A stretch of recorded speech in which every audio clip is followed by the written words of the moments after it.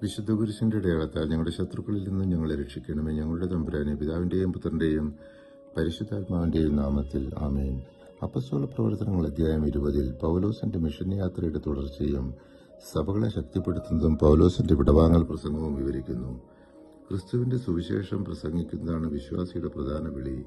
നേതാക്കൾ സഭയെ കാത്തു സൂക്ഷിക്കണം, സേവനത്തിൽ സന്തോഷം കണ്ടെത്തുക എന്നിവയാണ് ഇതിലെ മുഖ്യ സന്ദേശം. പൗലോസ് വിശ്വാസികളെ പ്രബോധിപ്പിച്ചു. ഗ്രീസിൽ 3 മാസം താമസിച്ചു. പൗലോസ് പ്രസംഗിക്കുമ്പോൾ ഒരു യുവാവ് ഉറങ്ങി വീണു മരിച്ചുവെന്ന് കരുതി അവനെ പൗലോസ് സുഖപ്പെടുത്തി.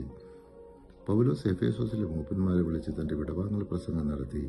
അദ്ദേഹം തന്റെ സേവനം വിനയത്തോടും കണ്ണീരോടുമൊത്ത് നടത്തിയതായി പറഞ്ഞു. പരിശുദ്ധാത്മാവ് ജെറുസലേമിലേക്ക് പോകാൻ നിർദ്ദേശിച്ചതായി പറഞ്ഞു. അവിടെ കഷ്ടങ്ങൾ കാത്തിരിക്കുന്നുവെന്ന് അറിഞ്ഞിട്ടും തന്റെ ജീവനേക്കാൾ ദൈവത്തിന്റെ കൃപയുടെ സുവിശേഷം പ്രസംഗിക്കുന്നതാണ് തന്റെ ദൗത്യമെന്നും അവരോട് പറഞ്ഞു. സ്വീകരിക്കുന്നതിനേക്കാൾ കൊടുക്കുന്നതാണ് ശ്രേയസ്കരമെന്ന് പറഞ്ഞ കർത്താവായ യേശുവിന്റെ വാക്കുകൾ നിങ്ങളെ ഞാൻ അനുസ്മരിപ്പിക്കുന്നുവെന്ന് അവരെ ഓർമ്മിപ്പിച്ച് പൗലോസ് യാത്രയായി. അപ്പസ്തോല പ്രവൃത്തികൾ 21 അധ്യായത്തിൽ ദൈവഹിതം നിറവേറ്റുന്നതിനായി കഷ്ടപ്പാടുകളും എതിർപ്പുകളും സഹിച്ചുകൊണ്ട് ധൈര്യത്തോടെ മുന്നേറുന്ന പൗലോസിന്റെ വിശ്വാസവും സമർപ്പണവുമാണ് കാണുന്നത്. പൗലോസും കൂട്ടരും ടൈറിലെത്തി.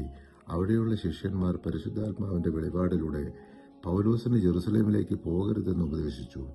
ജെറുസലേമിൽ യഹൂദന്മാർ അദ്ദേഹത്തെ ബന്ധിക്കുമെന്ന് മുന്നറിയിപ്പ് നൽകിയിട്ടും കർത്താവായ യേശുവിന്റെ നാമത്തിനു വേണ്ടി കഷ്ടപ്പെടാനും മരിക്കാനും താൻ തയ്യാറാണെന്ന് പ്രഖ്യാപിച്ച് അവിടെ ജെറുസലേമിൽ സഹോദരന്മാർ പൗലോസിനെ സന്തോഷത്തോടെ സ്വീകരിച്ചു.